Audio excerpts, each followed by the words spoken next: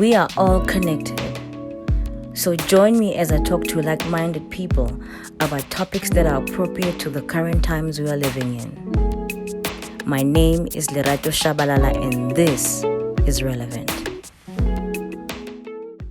Hey everybody, how are you? Welcome to another edition of Relevant. Remember, you can access the podcast on my website, leratoshabalala.com, as well as my YouTube page, which is just my name. As you know, Relevant is about speaking about topics that are relevant to the times that we're living in, because the number one thing that we've all realized is that we're connected. If COVID has taught us anything, is that we are all connected. And my guest today is, I don't want to lie, she's a friend of mine, so I don't want to act like we just know each other professionally. She's one of the women who has helped me out. She's a private chef. She's a mama. She's a friend. She is a traveler. She's a writer like me. She is one of the most phenomenal people I've had the honor of calling a friend in my life. And I'm so excited to be talking to Mokgadi Itsweng. My friend, welcome. Thank you for having me. Oh man, that is such a powerful intro. I almost cried there for a minute. It's beautiful to be seen. You know, it's beautiful when people that you love and people that are with you, people that you hold me up. You know, you always hold me up and you see me. That is so powerful for me. Thank you so much for that beautiful intro. Yeah, I'm here, my friend. I'm so excited for your journey. Thank you, my friend. What I wanted to do was to use the people I know, and a lot of us, including you, and I think as we talk today, a lot of people will understand why I started this podcast. I wanted us to have honest conversations. I wanted us to not, because people see us and we're traveling, you're also a food stylist, and people see you in newspapers, they see you on stages, and people have no understanding of how real life can be for all of us. And I really, really wanted to have that, you know what I mean? So yeah. The thing that I wanted to start with is a lot of people right now are struggling. A lot of people are retrenched. A lot of companies are closing down. A lot of people are closing their own businesses. And more horrifyingly, a lot of people are losing their homes. And you wrote a very powerful note on Uju Spice, and we'll talk about Uju Spice later. You wrote a very heartfelt note that made me really emotional about what happened when you went into lockdown. And I think a lot of people felt that, and I want us to talk about that, but there's so much of your story, and I was thinking to myself, I need to be clear about what I want us to talk about. So a lot of people are going through a lot right now, and as somebody who your business depends on people, you depend on people eating your stuff. It's just the nature of how things are. You go into people's houses, you cook for them. I mean, you when we met each other in 1900,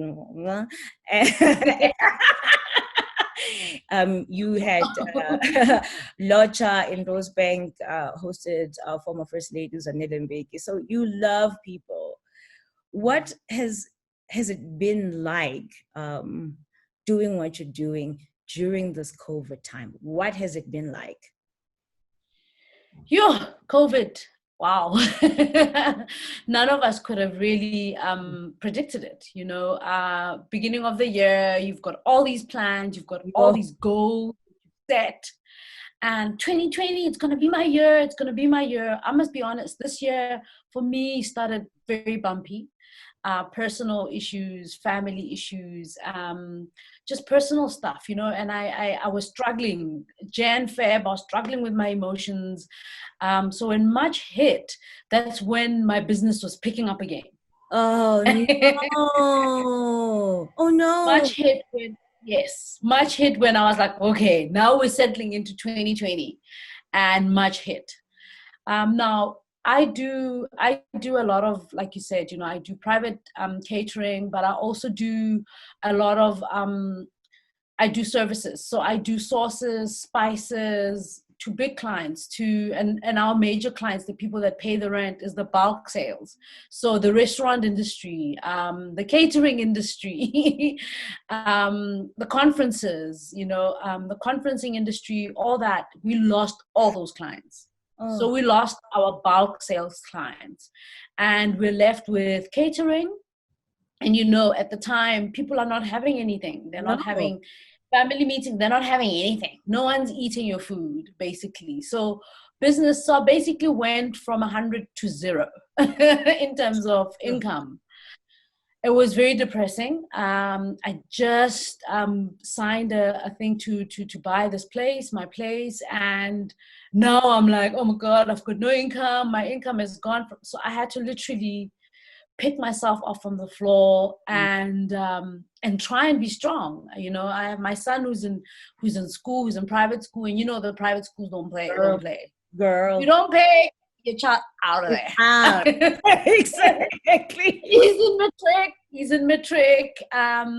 So yeah, I went into panic mode, as the breadwinner in my house, and I have so many people relying on me. So I went into panic mode. I got depressed. I think the first month was kind of okay. First 2 months, because I had a little bit of money put aside and laid away a little.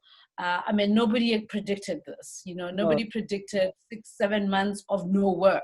That's what I was going to say, the length as well of time. It's not like, oh, it's 2 weeks. It's 2 weeks, it's a month, it's, I can handle it. So I immediately, initially I went into depression because that's just how it went. I went into depression. I ate a lot. I, was frying amakwenya like everybody else.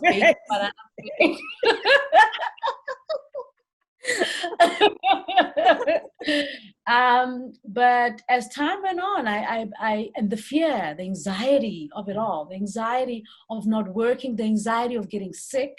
Yeah. My son is asthmatic, so you can imagine. Now I'm back there. I'm like, oh my God, if he gets sick, and I haven't paid my medical aid this month, if he gets sick, will they pay? Oh my God. So that was me for the first month, 2 months.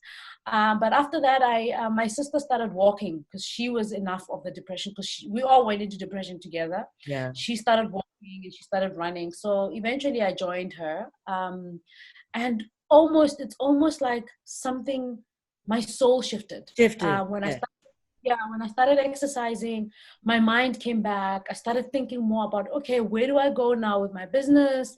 What do I need to do? What can I do to get some money in, but also just to keep my business afloat? Fortunately, because my business is small, I'm able to maneuver. I'm able to recreate myself. I'm able to, to try and find other ways to make money.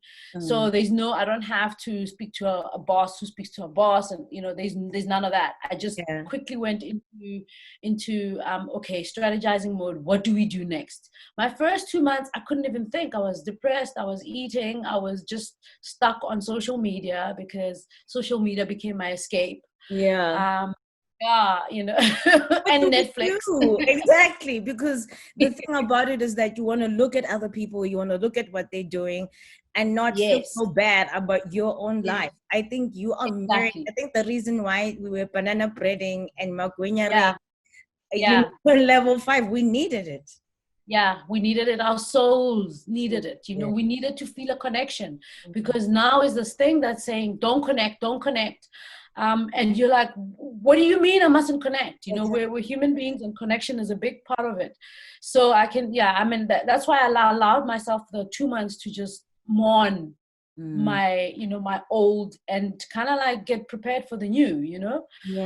By month 3, I already knew that, okay, I've lost these clients and they're not coming back, and if they do come back, it's going to be in drips and drabs, because they've also lost clients.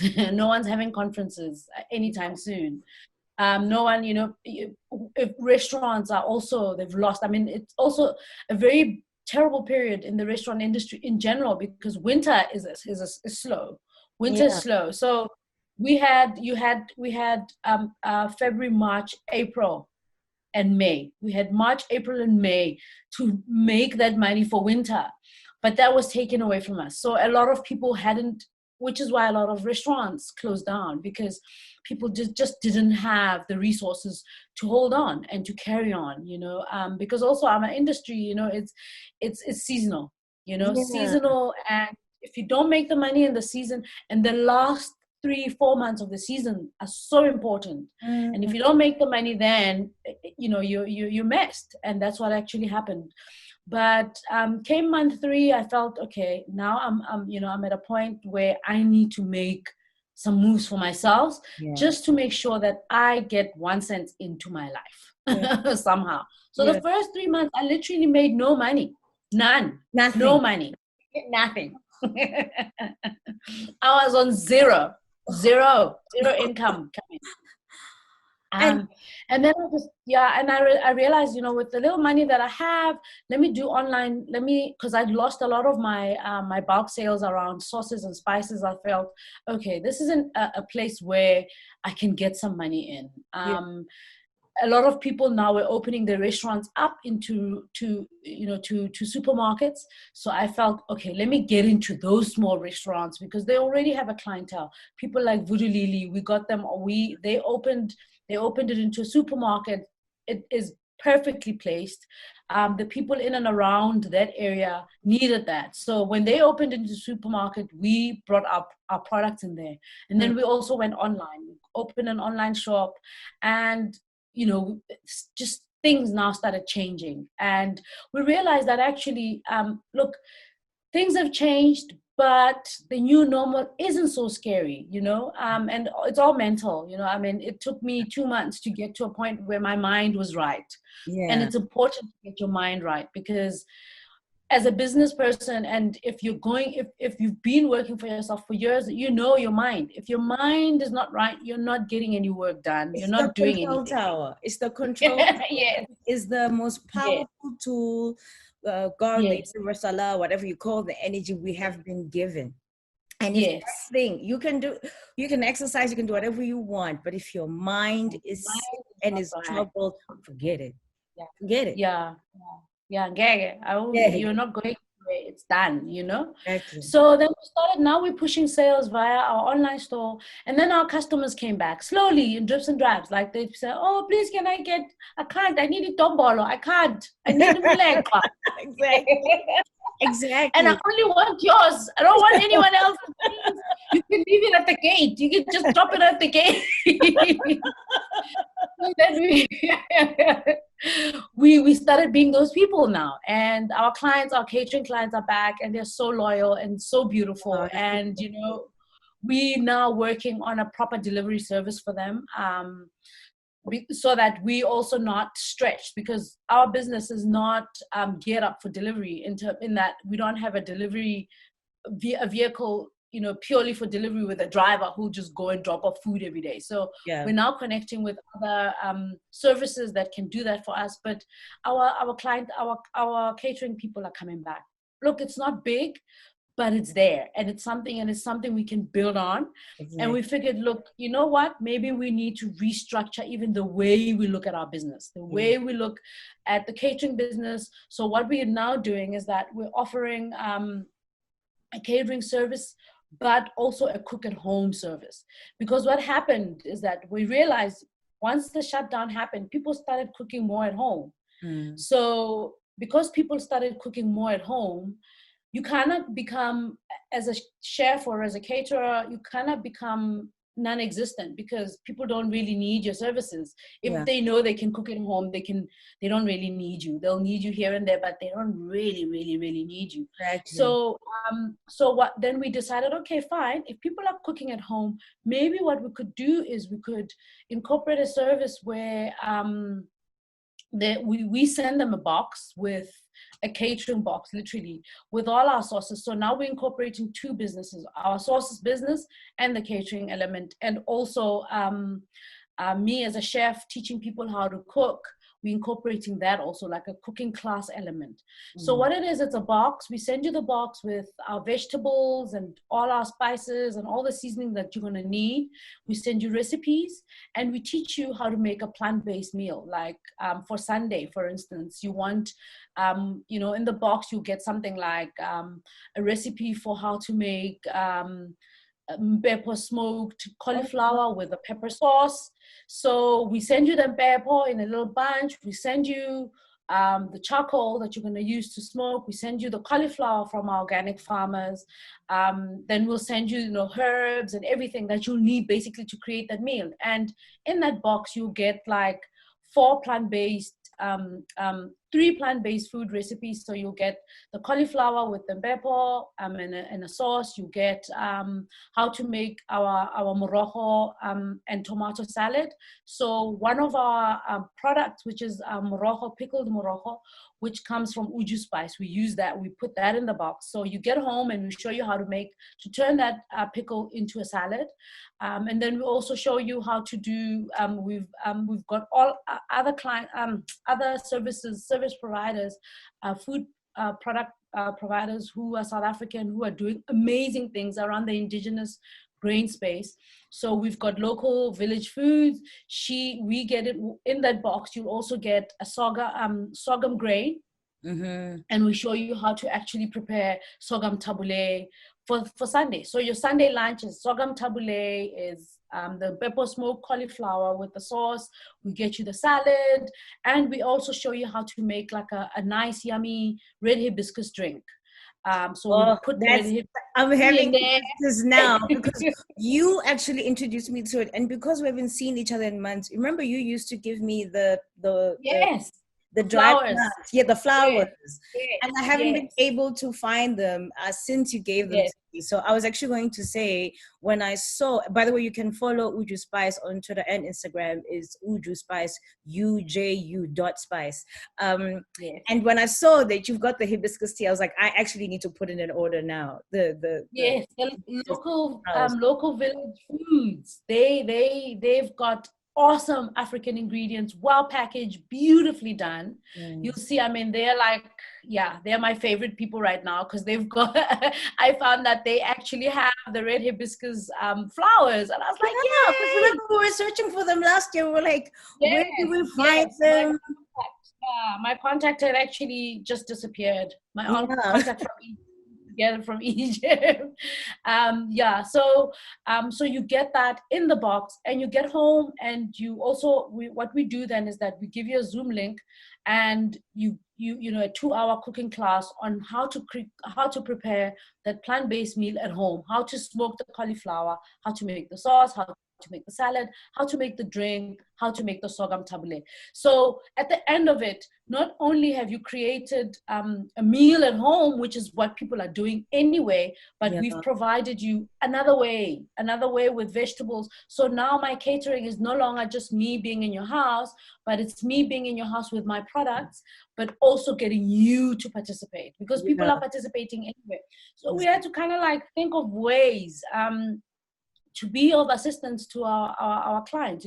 We still do our catering, and they'll call, can I have it done? I don't want to make it myself. I want you to make it. So we'll do that. We'll do the catering, and our menu has now, we've simplified it. So instead of people getting 10, 15 options, we've now simplified it to like 4 or 5 options, and that's what it is for the week, and we deliver that.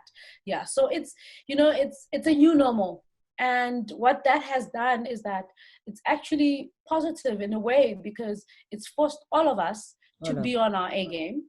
It's forced all of us to be creative, and we need to be creative in this industry. It's forced all of us to actually think of our clients more than our bottom line, because for the first time now, you have to think about what your clients need.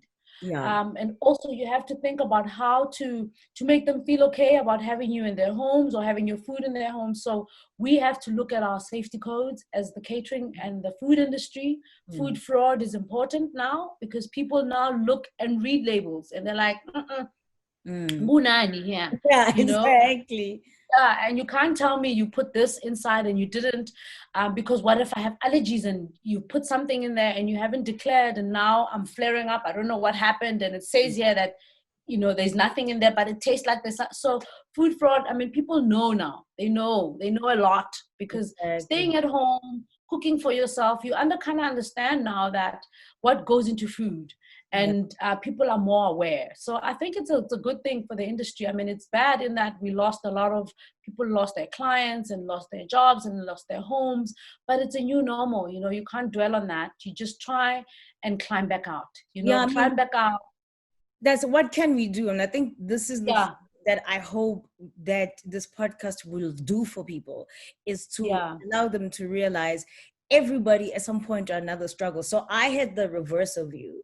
So when lockdown started, I was like, bring the billion, my friend. I was like, yeah. it's normal. I was Yeah, outside, jogging yeah, outside, you know what I mean? Like running up and down, eating well. And then when I realized how long this thing is going to be, I then got depressed. yeah, I then, yeah. after 2 months of trying to fight the funk,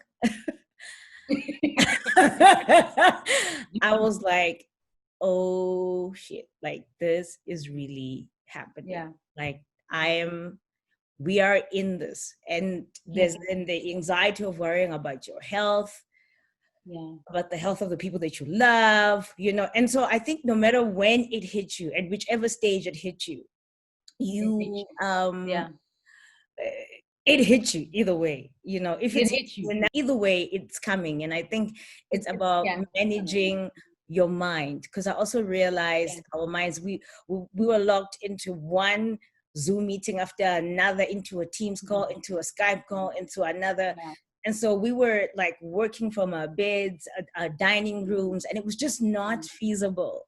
And I think what you mentioned about the mind getting right is important. What did you learn about your own mind?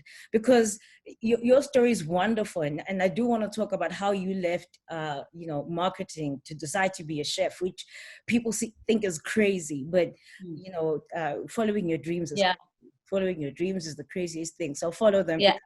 They lead you to all kinds of wonderful places, right? So Yes, you had yes, pivoted all those years ago, and you thought, oh, yes. look, you know, I can go to New York and I can make this happen.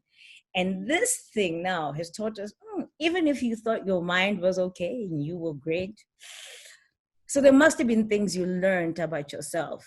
And what would you Yeah. say is one of the deepest lessons that this time of COVID-19 and being on lockdown has taught you about your patterns of thinking, particularly as a Black woman and as a businesswoman and as a mom? Yeah, yeah.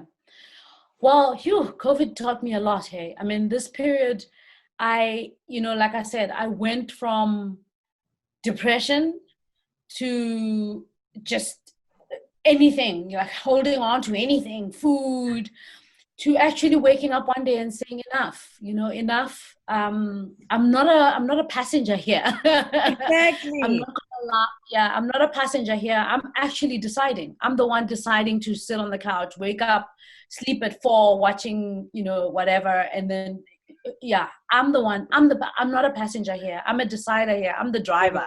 You Yes. know, and I had to be strong for my family. I had to be strong for my son, who was freaking out because, you know, cabin fever. You're used to having to going to school every day and seeing your friends, and now you're stuck with mom, and it's like what, you know, and no one's allowing. You can't even go for a walk outside. I mean, the first 2 months you weren't even allowed to go for a walk. I So know.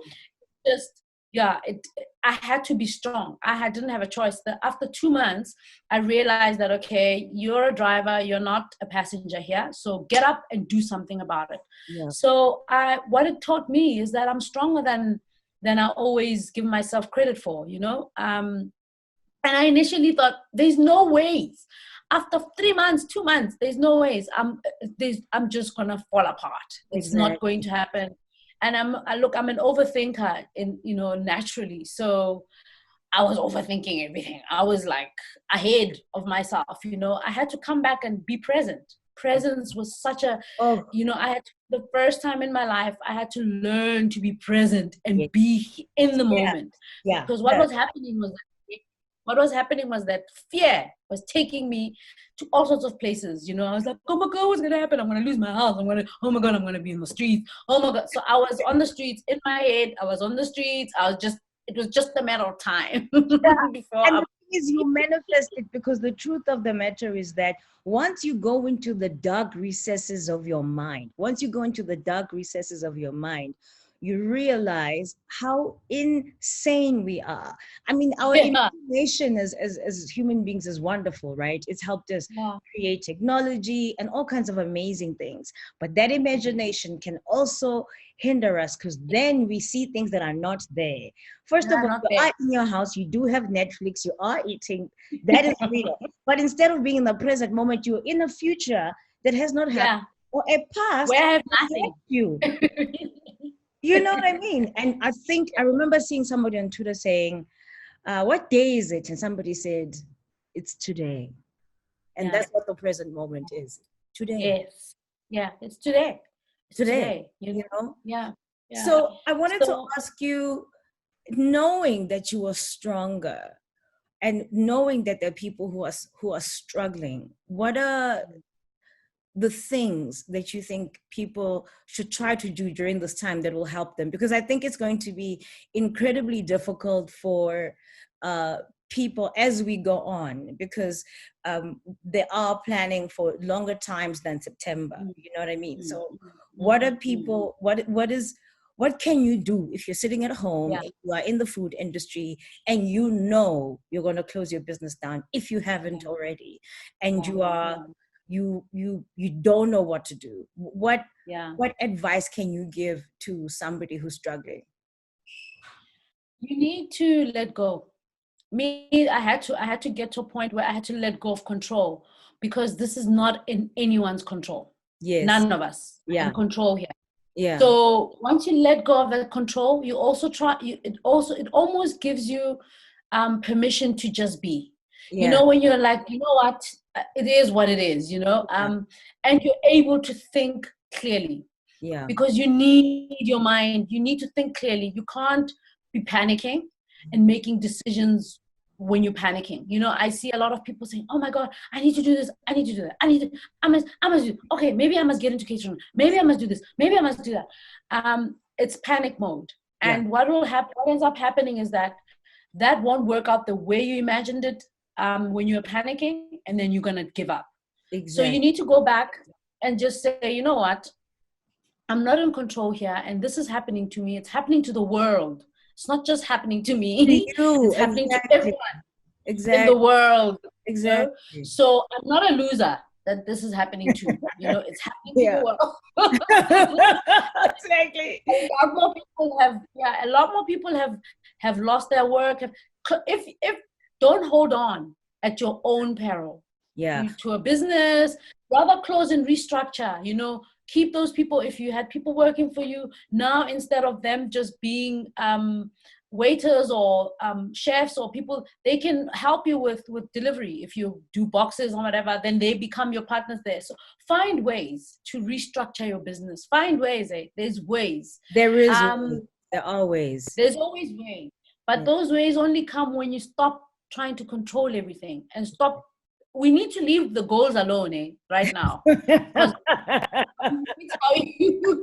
COVID has got its own goals. Yeah. So leave the goals or fail sleep. So I'm like, don't stop controlling anything. Just let go and then go into strategizing mode. And Yeah. by strategizing, look at your business for real and see where in my business can I improve, and what other, especially in the food industry with caterers and stuff, what other thing can I provide to my clients? Yeah. Which way how else can I be of service to them?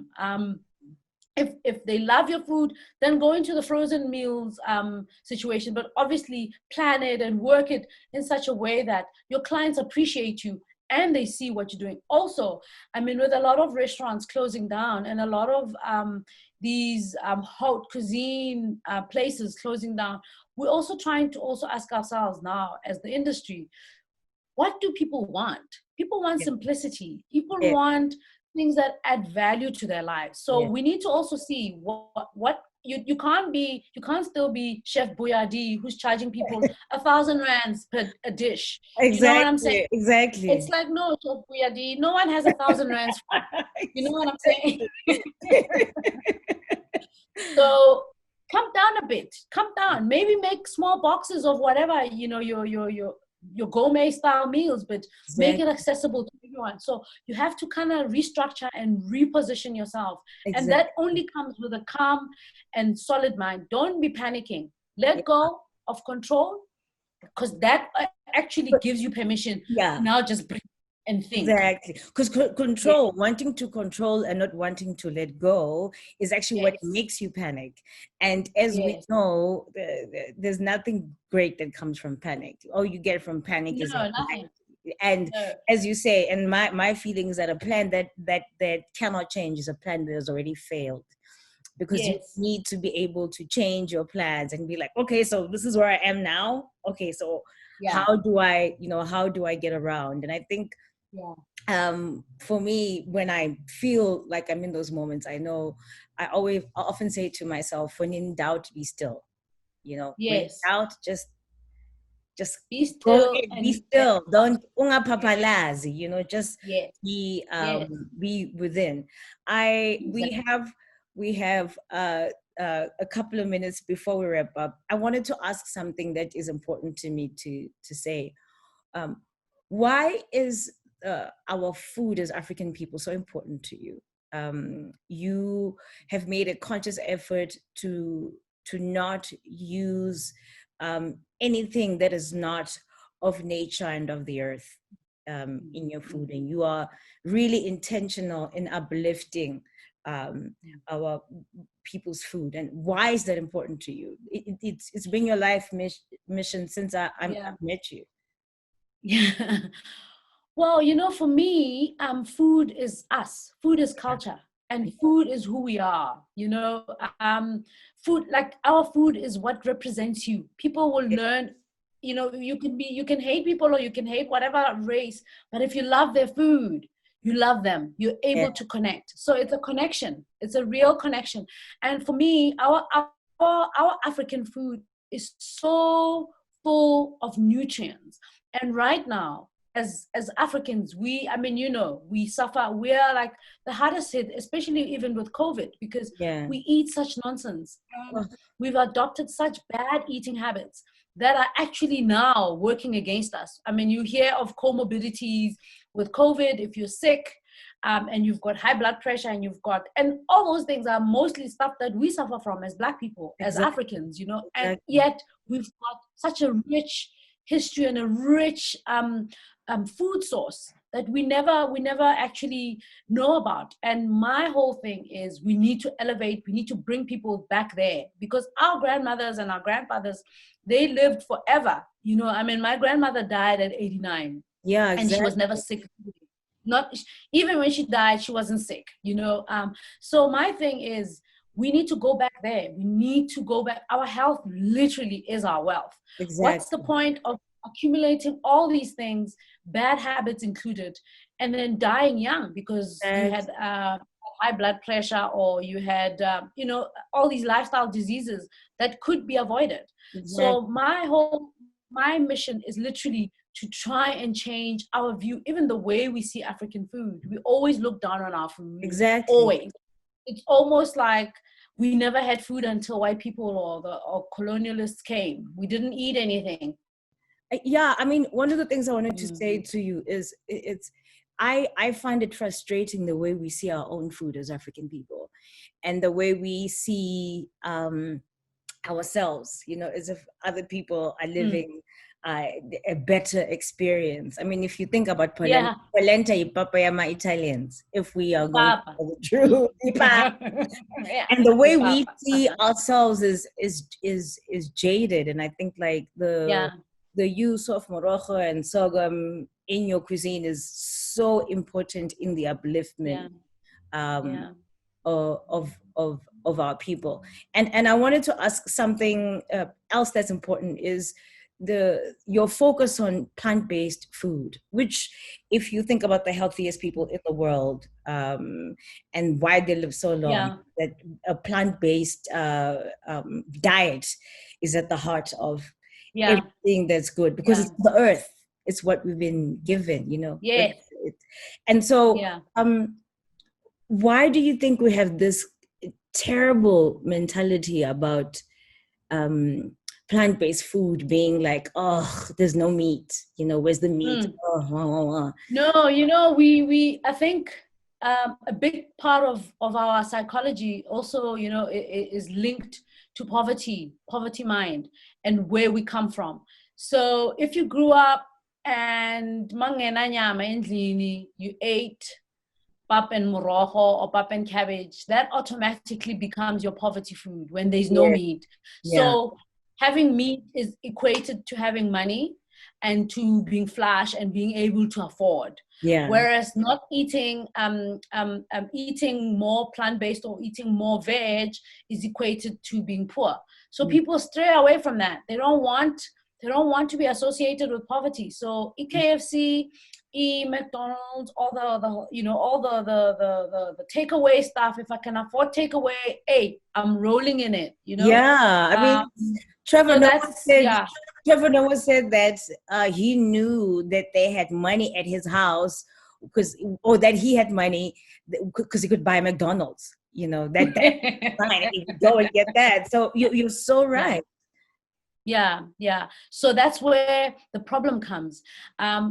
Is that people already have relegated vegetables and anything plant-based to poverty. So it's tough to get people out of there, you know?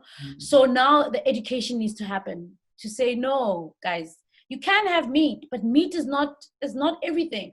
And also meat is not good for us, and it's not good for the planet.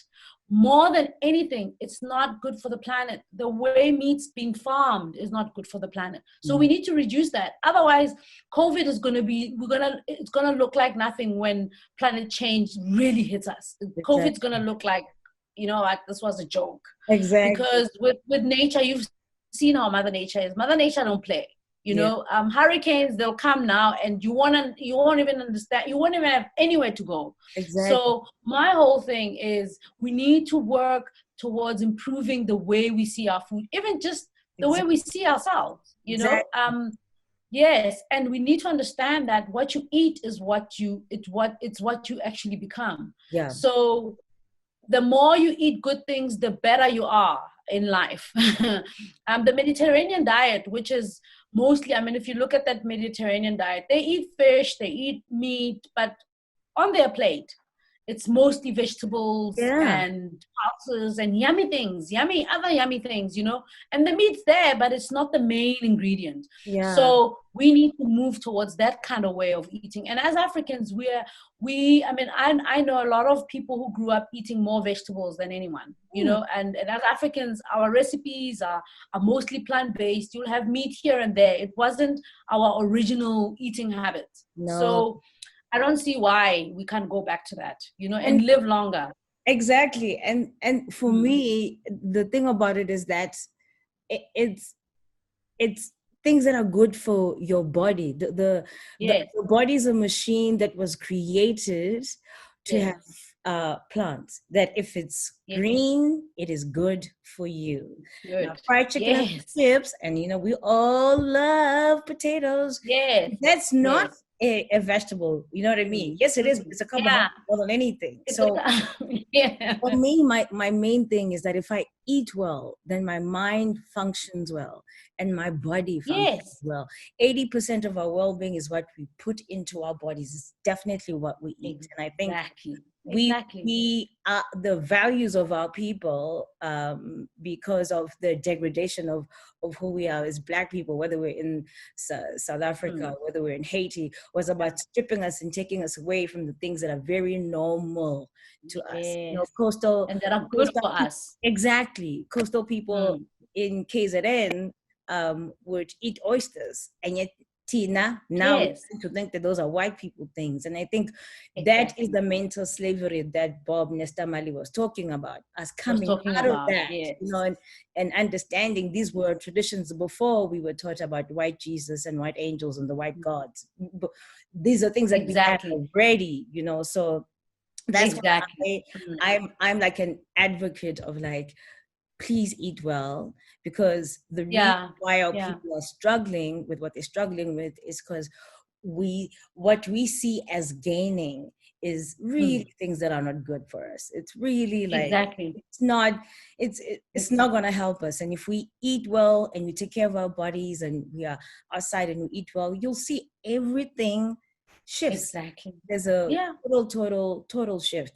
So I know we've got to wrap up. I Yeah. want to ask you, you decided to leave marketing and go and decide to be a chef, which, seems a bit insane. There are people right now who are sitting at home who know they have a bigger calling. They know.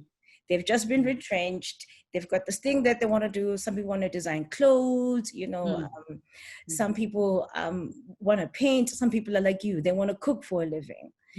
But they do not know where to get the mental strength and the emotional energy to defy everybody in their lives, because marketing is, you have a diploma, you have a degree, you are going to, but it does nothing to do, it does nothing for your soul.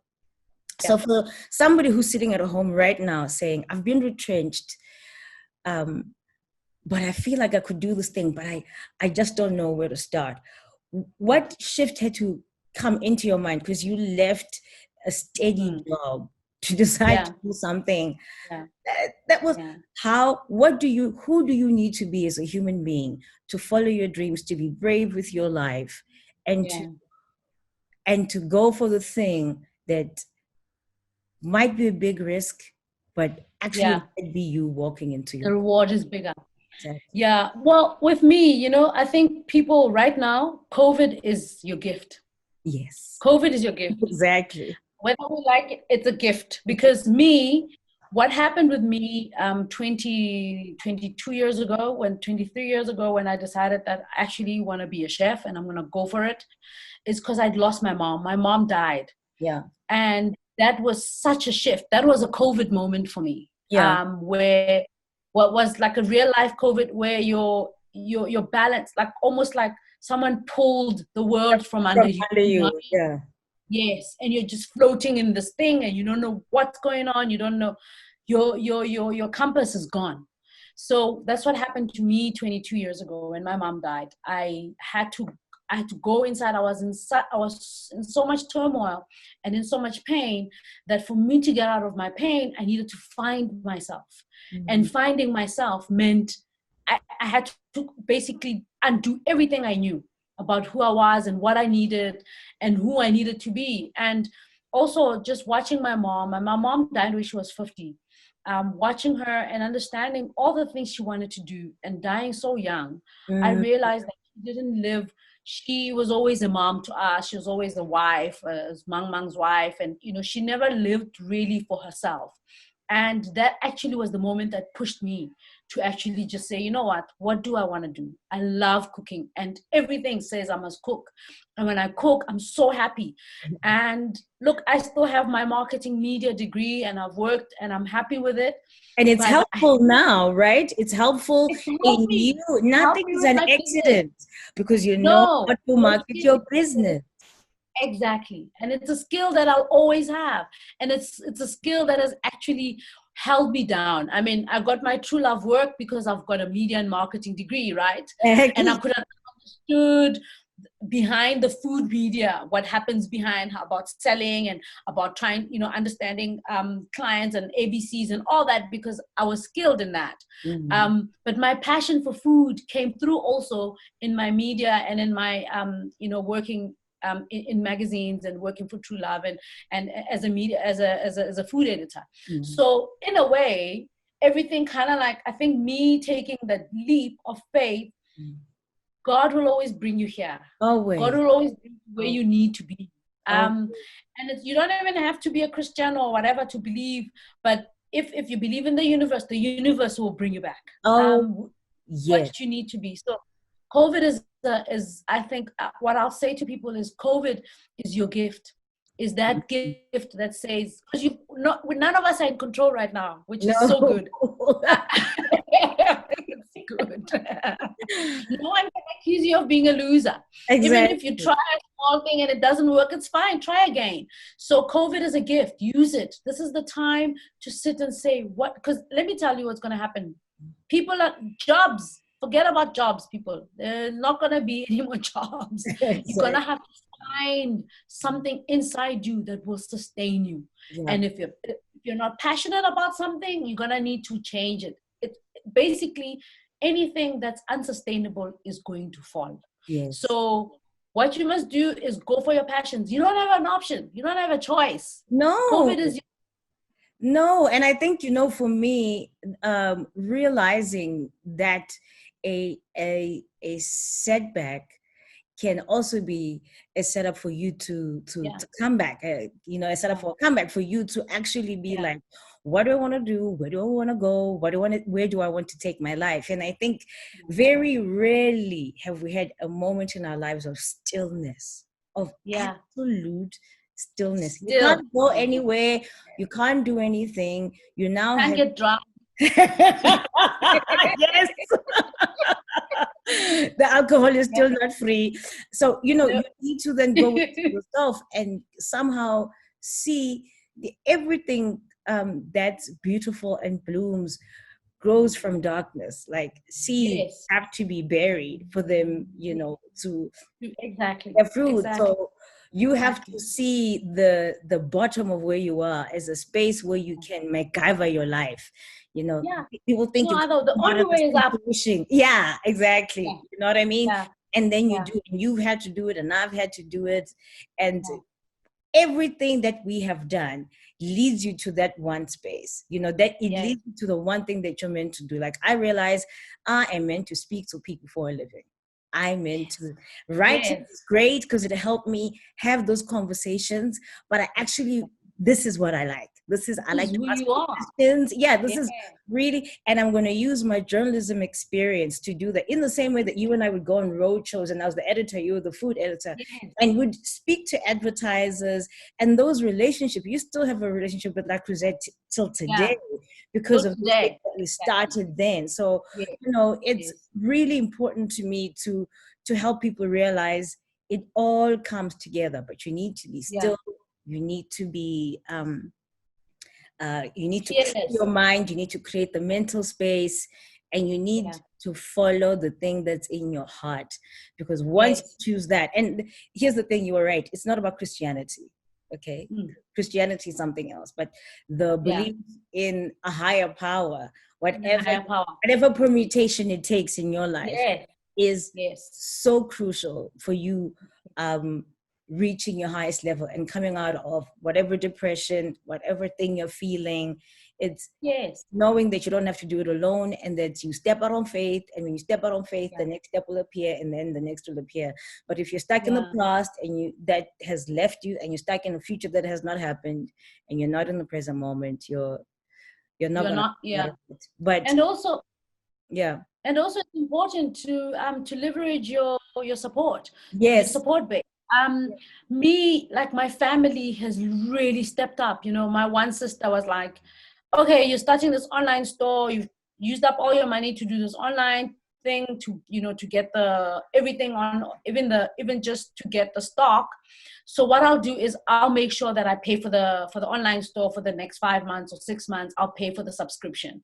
So that kind of thing, for me, it's your family stepping up. It could be small ways. Even your family saying, okay, don't worry about food for the next week. I'll send you money for food. Just focus on building the small thing that you're imagining, because everyone wants you to succeed. It's amazing how human beings will come together for each other. you know, especially if they can see that you're passionate and they can see where you're going with it. Your passion will always hold you. And I think for me, again, it's that thing what you were saying about believing in a higher power. You need that because that's what gives you hope. And that's what keeps you on track. And that's the thing that will always remind you that you're here for a purpose. You're special. You're not just garbage. Everyone is here to succeed. No one wants you not to. The universe is lining up to make you succeed. And you have to be. It wants you to succeed. It's important to know that the universe, God, Allah, wants you to succeed. If you are not, because you think you are not worthy, it's because you think so. Because imagine all these people, Mokgadi, had to be birthed for you to be here. That's the intentionality of the universe, that Mokgadi on this particular year, on this day is going to be born, because you have different divine appointments with people. If you don't believe that, I think this is going to be a very difficult time for people. So the support of your tribe, your people, call on the people. I have called on you so many times on projects that have never worked. Mokgadi will tell you, I've shot some projects, but Mokgadi is always there for me. And this time, you're always there for me. You're always there for me. It's an exchange, right? It's an exchange. To get good, you gotta give good. You know, it's a total exchange.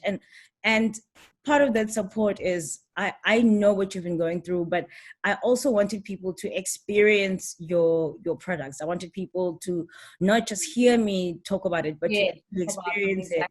And you've been so gracious enough to give us a giveaway. Can you just tell us what people can expect from the prize? By the way, the prize is that you have to subscribe to the page and follow Mokgadi's pages. Will give you the details now. So you're not just going to get it just in J. So I want you to just tell people what's in the box that they're going to get from Locha. Okay, so the box is called the plate on at home. So the plate is basically our plant-based food experience, which incorporates indigenous ingredients and indigenous grains. So in the plate box, you basically get, and also the box. The reason for the box is, you know, we work with food product holders who are women. We work with women farmers. And we try and push their businesses on Uju Spice, our online store.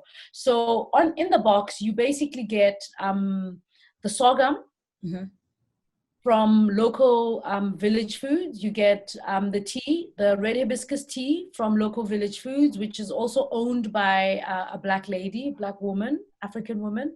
Then you're gonna get some olive oils, pure extra virgin olive oils from Ruspina. Ruspina is a farm out in Tunisia owned by a woman also. Then you get some products from Uju Spice, which is my brand. So you get from Uju Spice, you'll get our pickles, you get our seasoning salts and spices, you get an apron and you get a mask. So you are styling inside the kitchen while you're cooking.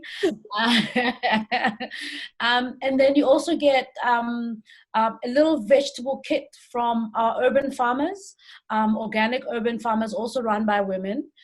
So in the kit, you get everything that you need to create this plant-based experience at home. So by everything, I mean recipes also. So each box will have a recipe for you, but you also get a Zoom link where you can click on and you can watch me show you how to create these dishes at home. So everything in the box, we show you how to actually smoke. If it's the smoked cauliflower or cabbage smoked in pepper, we'll show you how to do that and how to make the sauce for that. So you basically you can create this amazing plant-based lunch at home for you and your family. So that's what the box is about. It's a nice experience. By the end of it, not only will you know how to, create amazing plant-based dishes at home, but you also get introduced to new products like the local village foods, and also how to interact with our indigenous grains. I'm so passionate, like I said earlier, about people learning and relearning our indigenous foods. And sorghum for me is one of those. I'm so in love with that grain, and the world is open to it. The world is paying premium, and they understand that it's packed with nutrients. It's perfect for diabetics. But us Africans, we're still running away from it. We're still only making mkomboti. Yeah, only. exactly. And it's like, come on, there's so much more. So the recipes are in there. So the box is literally, it's styling, and that box serves can feed 4 people. So it's literally your box at home.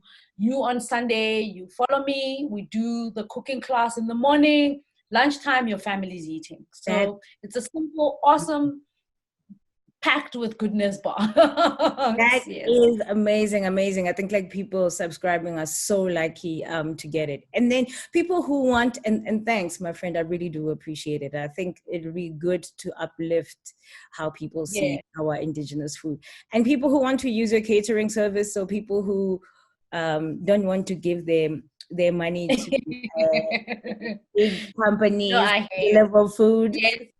Where can they reach you, and how does the service work? Well, they can go to info@ujuspice.co.za. That way they can, if just hit us up on that, and we'll send you a menu for the week or the month.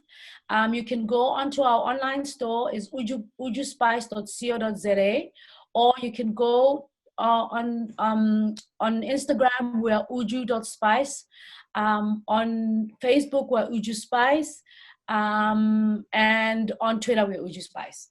So you can literally, or otherwise you can connect with me, Mokgadi Itsweng. I'm Mokgadi Itsweng on all my platforms except for Twitter, which is Locha Home Foods. But yeah, I've given you so much to connect with me. Yeah, exactly. Yeah, so yeah. And Locha, everybody, is Lotsaha. That is Locha. Sorry, my Zulu is like Locha. So that's how you spell this. It's Locha Home Foods on Twitter, and Mokgadi Itsweng on Instagram. I will definitely be ordering food. I just want you to know.